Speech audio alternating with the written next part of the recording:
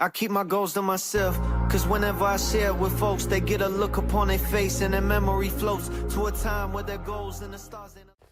What's good? We're going to get into NXT from May the 12th, 2026. This was a pretty okay episode of NXT. I like what they're doing. We're still trying to get used to these new characters, which is fine. It's going to take some time. And I'm a fan of some of these guys. We also got to see the in-ring debut of Naraku, a.k.a. Evil, which was pretty good. I like what they're doing with Tony D'Angelo and Lola Vice, how they're having to keep their heads on a swivel, so I do like that. Although we need to narrow it down to one challenger. But I feel like when it comes to those two, I feel like they're probably going to end up being in like a fatal four-way. So I feel like that's what's going to happen. So there's that. And then also we got a pretty good main event in Kelani Jordan and Kendal Gray. So that was pretty good. And we're also seeing the inevitable breakup of Dark State, which is good as well. So I like that. Overall, NXT is still better than anything on the main roster, and it's still the best wrestling show of the week, bar none. All right. So we kick the show off with the first match of the night. Tatum Paxley and Lizzy defeated Zaria and Nikkita Lyons. This match was pretty okay. I had fun with it.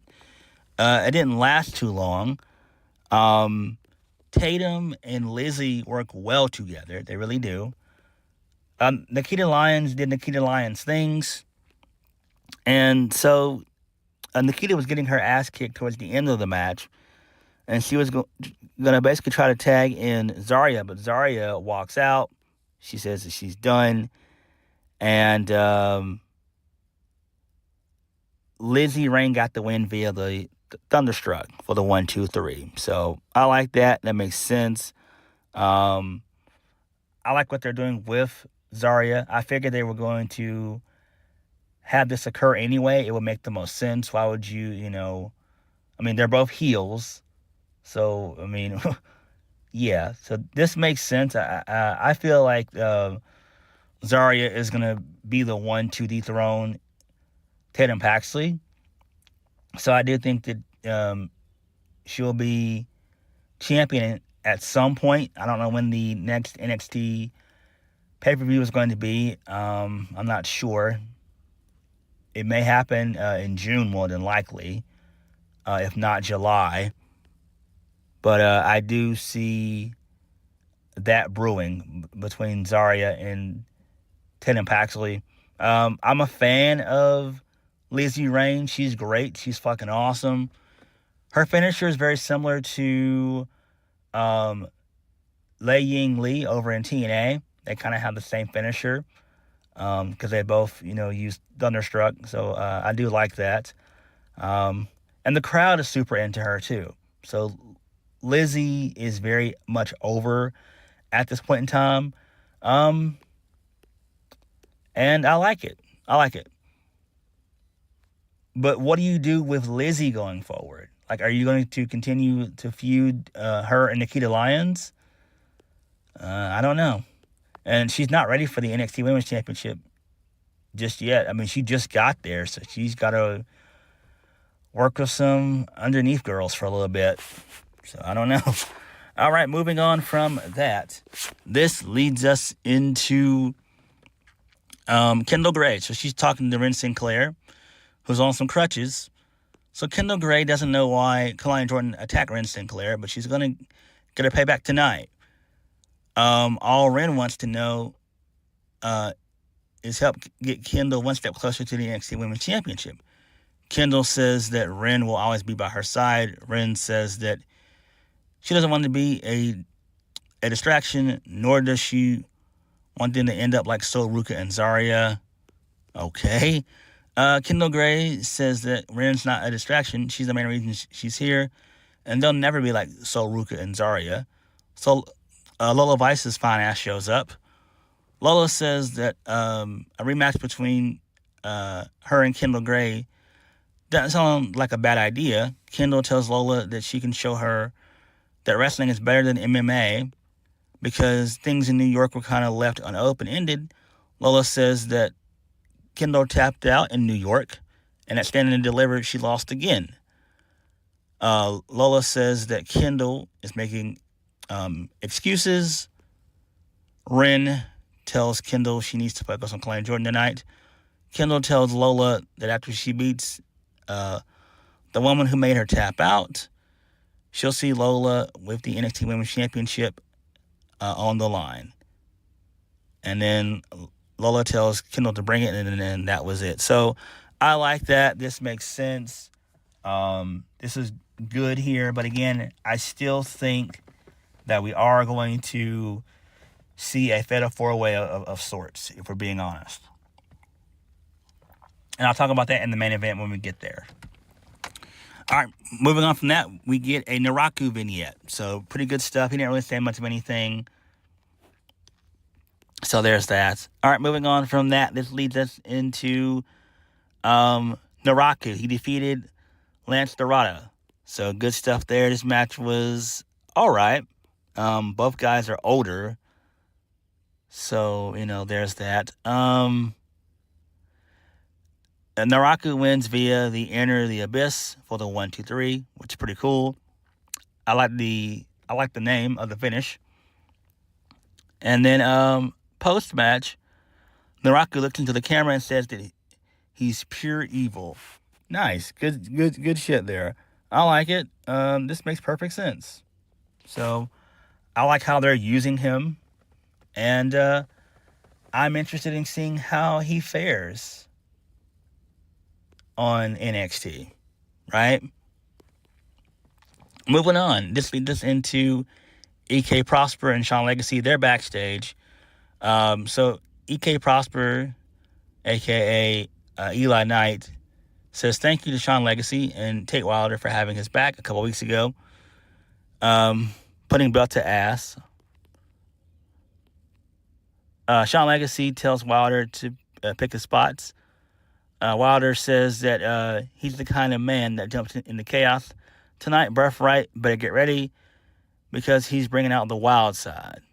And then Dorian Van Dukes joins the conversation. So Duke says that he needs one more week to get medically cleared for entering competition. And Sean Legacy brings up an old match they had in Belgium. Dux tells Legacy, Prosper, and Wilder to kick Birthright's ass. Okay, that's fine. I like this. Pretty cool. I'm glad that DVD is back. I thought he was going to be out for quite a while, at least a good maybe 3-4 months, but he's back. So that's always a good thing. So good stuff there. Good shit there. Moving on. This leads us into Natalya. So, or my bad, Nattie. I'm sorry. Excuse me.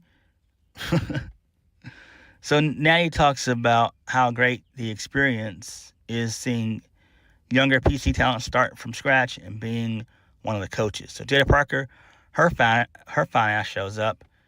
Jaida Parker says they need to talk. Jaida Parker didn't appreciate Nattie calling her soft last week. Nattie said that Jaida should just join LFG. That's insane. So, Jaida Parker says that Nattie has a big mouth, and then they're both separated by security. So, I like this. This is fine. I'm going to give this some grace and mercy, even though you guys should know I'm not a fan of Nattie. I'm just not, but it is what it is. Nattie can work with anybody, with any and everyone when it comes to being on the roster. I mean, she's been there for 20 years, so since 2006. So, there's that. I mean, what more can you ask for, really? I mean, so it is what it is. It is what it is. I hope that this, my bad. I just hope that this is going to be a mini feud and not some, 2-3 month feud, if we're being honest. Just do a couple matches and then move on. All right, moving on from that, this leads us into Birthright. They defeated Shawn Legacy, EK Prosper, and Tate Wilder. This match went on super fucking long, and some pretty okay spots in here. Charlie Dempsey ended up doing the underhead, the underarm, the underhook suplex off the top rope, which was nasty. That should have been the finish there. Tate Wilder did some stuff. And then the finish came when Birthright ended up hitting their running boot, sliding knee strike combo for the 1-2-3. That's fine. It makes sense. I'm trying to think. Did Ariana Grace get involved? I believe she did, but they ended up winning, which is fine. So they're finally giving Birthright some wins here, which is fine. This makes sense. Again, let's see how Lexis King handles being the leader of this faction, even though we know that this faction was tailor-made for David Finlay, but he's in fucking AEW. So nothing can be done, but it is what it is. So there is that. This is fine. Moving on. Tatum Paxley and Lizzy Rain are backstage. They're still buzzing from their victory earlier on in the night. So Tatum Paxley says that she wants to go back to being the kind of champion she was trying to be before Izzy Dame and the calling situation. And she wants to give title shots to those who deserve it. So next week, she's going to be putting her title on the line against Lizzy Rain. Okay, babyface versus babyface. I do not like this.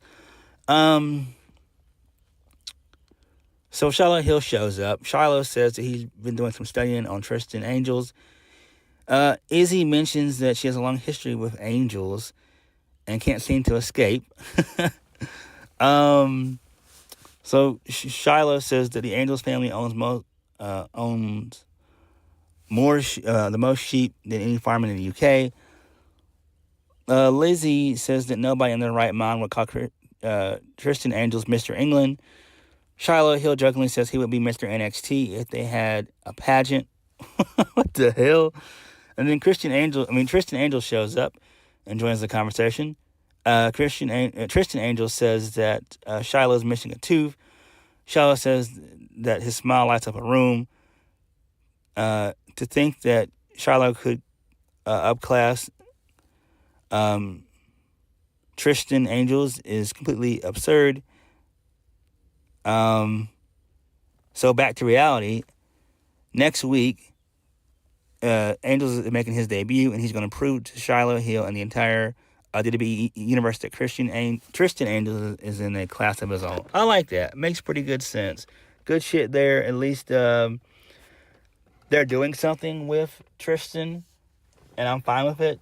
Again, he would fit like a glove and Pretty Deadly.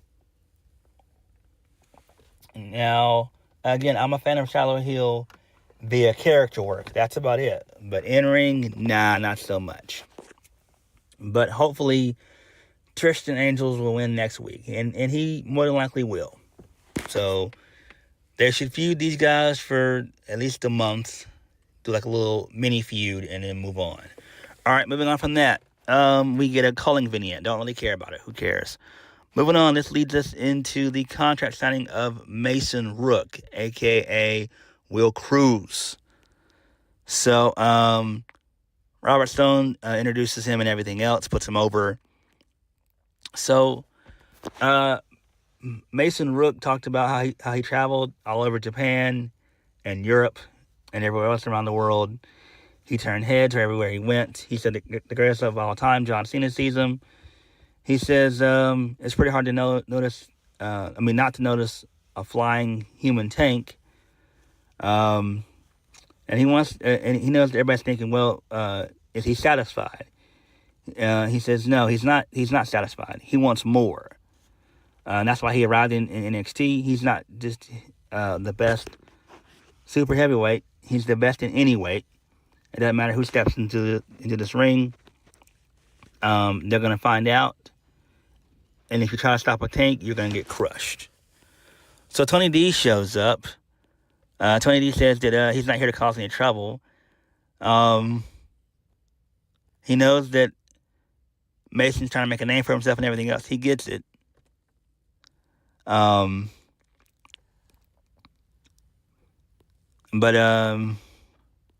he doesn't. Tony D. My bad. Tony D. doesn't care if you're big. And then Kim Hendricks shows up, and him and Tony, they brawl. And then Mason gets on the rope and does the moonsault and takes out everybody. So there's that. So and then he ends up signing the contract. This is fine. Again, I still feel like they're gonna do like some type of triple threat or fatal 4-way. I don't know what they're doing with Kim Hendricks. Nobody knows who he is except for his only claim to fame is being the husband of Maxine Dupree. That's about it. Other than that, we don't know who he is. He's just some jack dude, some jack tall guy. And that's all, you know. So I don't know. Like, there's been no backstory of nothing at all. Like, which is insane as shit to me. I don't know why. Where's the backstory with this shit? There needs to be a backstory. Like, what is he here for? Moving on. So Noam Dar, he's backstage talking to Romeo Monroe. Yeah. In the locker room. So, basically, Romeo's being a huge mark for Noam Dar and everything else. He's watching his old matches and all that jazz. It's weird. So Noam Dar is like, I don't know if he doesn't know if he still has that same guy. He doesn't know if he's the same guy anymore. And so, Romeo believes in him. Whatever. I don't give a shit about this. Moving on. This leads us into Emily Agard. This is her second week on the show. She's still attractive. So she showed up at OTM's apartment, and they're cooking hot dogs and stuff like that. They're grilling out. She wants to know more about OTM. So Lucien Price says that Bronco Nima is one of the toughest and most loyal guys he knows. He had to be a man at a young age after losing his mom, and he now takes care of his little brother. Bronco says that his mother taught him that manhood is not about age; it's about responsibility. He made sure that his little brother would never worry about having no one on the side. So Bronco's brother JJ says the OTM is the embodiment of overcoming adversity. That builds character the older they get.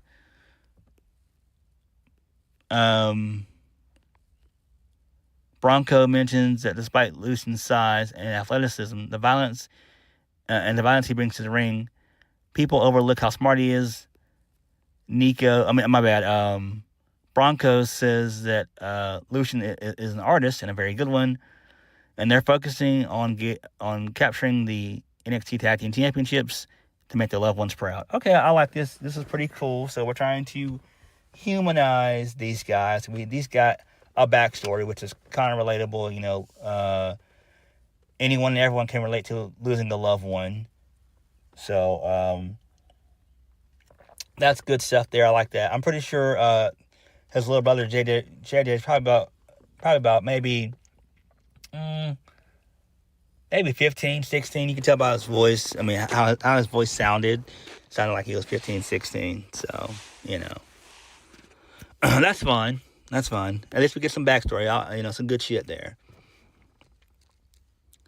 Moving on from that, Jackson Drake defeats Noam Dar. So,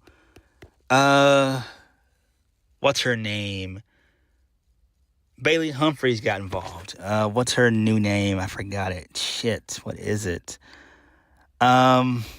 Milo Lockwood. Okay, there it is. Micah Lockwood. Yeah, so she got involved and everything else. I mean, we already knew that Noam Dar was going to lose anyway. I mean, again, I'm surprised he's still fucking there because he's been there basically 10 years. And he's been on the main roster a couple times as well. So, I don't know. I mean, maybe they'll phase out Noam Dar more than likely. I could see him being like a coach or something like that or something. I don't know, but I am shocked that Noam Dar's still there. He's the only he's the sole survivor of basically 205 Live. Everyone else from the 205 Live crowd has been basically released. And they work for TNA, AEW, and the Indies. So, there's that. But whatever. So Dark State came out, actually, before that even happened, Dark State, they showed up to the crowd. Okay, that's fine. Moving on from that. So Miles Bourne, he runs into Tavion Heights backstage. Miles mentions that he's teaming up with Tony D'Angelo to face Mason Brook and Cam Hendricks. So Tavion, he's taken back by the news. Miles should have known that Tavion was beefing with Tony D'Angelo. It was okay to team with Tavion when they were the NQCC, but now that Miles is the NXT North American Champion, he thinks he's better than Tavion. Miles says he doesn't call the shots, and Tavion wishes Miles good luck, and it really hopes that Tony D'Angelo is there for him the same way he was there for him. Okay, that's fine. I like this. I see some jealousy. Maybe next week, maybe Tavion fully commits to turning heel and takes out Miles Bourne. And I think that's where they're going with this. Because I like Miles Bourne. I really do. But it seems like he's already hit his ceiling, if we're being honest. Right? Like, what can he do with Miles? Like, how would he fare on the main roster? I doubt if he's going to become an NXT champion. I don't know. But maybe Tavion Heights is going to be the one to dethrone Miles Bourne. I don't know. We have to wait and see. Moving on from that, this leads us into Dark State. They come out and they all cut promos and stuff. They don't say much of anything. They just have some words with the Vanity Project and everything else. So there's that. And basically, they are going to get their rematch, but it's going to be Deion Lennox and Saquon Sugars. So we will see that turn next week. And it could be where maybe the other members of Dark State, Osiris Griffin and Cutler James, it could be where they walk away and kind of, in the faction, right? Because basically Dark State's been a failed faction for a while, right? So, yeah. All right, moving on from that. This leads us into Naraku. He's talking to Robert Stone. So Robert Stone gives him some props for winning his first match. So Robert Stone wants to sit down with Naraku at some point in time and discuss his future. So, there's that. So Mason Rook shows up. Same thing with Cam Hendricks. He talks to them. So Hendricks says that they're not a tag team. They're not a tag team. Stone said he's not happy about how things went down earlier. That's not how they do business. So Rooks tells Hendricks to not speak for him. Rooks tells Stone that sometimes you need to make noise to stand out. Robert Stone says that they can make noise next week in a tag team match against Dark State and Miles Bourne. So Tate Wilder shows up. He's appreciative for the opportunity. And he calls tonight a learning lesson. Okay, that's fine. Keanu Carver shows up. Keanu tells Mr. Stone that he's done talking to people. So Robert Stone actually liked the interview that Keanu Carver did with Emily Agard last week. Mr. Stone tells Wilder that he can have a match with Keanu Carver next week. And Keanu Carver says that Wilder is basically going to be granted a death wish. Okay, that's fine there. All right, cool. Whatever. Moving on. This leads us into Kelly Armstrong. She had a backstage interview with Blake Howard. She said that she's trying to keep momentum going after her big win over Jaida Parker last week. She needs to scoop out the scene in NXT before she can make her next move. Kelly says that Lola Vice and Izzy are not the only ones keeping a close eye on tonight's main event. Kelly says that she's going to run through everybody in this NXT locker room like she did on Evolve. Kendal Gray shows up. Kendal Gray says that Kelly didn't run through her. And then that was it. Okay, I like that. Cool stuff there. Moving on, main event of the evening. Kelani Jordan defeats Kendal Gray. So this match was pretty good, pretty solid. So towards the end of the match, Izzy Dame showed up and she attacked Lola Vice, and they ended up brawling out into the arena. And from there, they ended up still brawling, and for whatever reason, Kendal Gray became a dumb babyface where she lost her focus. She was focused on Ren Sinclair, and then this allowed for Kelani Jordan to hit the split-legged moonsault for the 1, 2, 3, and there was that. So I like that. Good stuff there. So post-match, Lola Vice checks on Ren Sinclair, and then Kendal Gray shoves Lola Vice for whatever reason. They get into a little shoving match. I'm surprised Lola didn't knock the fuck out of Kendal Gray. She should have, though. And then Lola Vice got her block knocked off via a big boot from Izzy Dame. And then she poses with the title, and then that was the show. So good stuff there. So the women are still holding things down on NXT, which I like. So good stuff there. The women have always been strong on NXT. They've been holding it down for the past 2 or 3 years. You know, ever since they lost Mariah May, Jordan Grace, and others.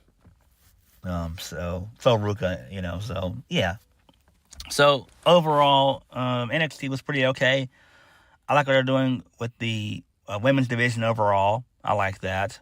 I got a feeling that I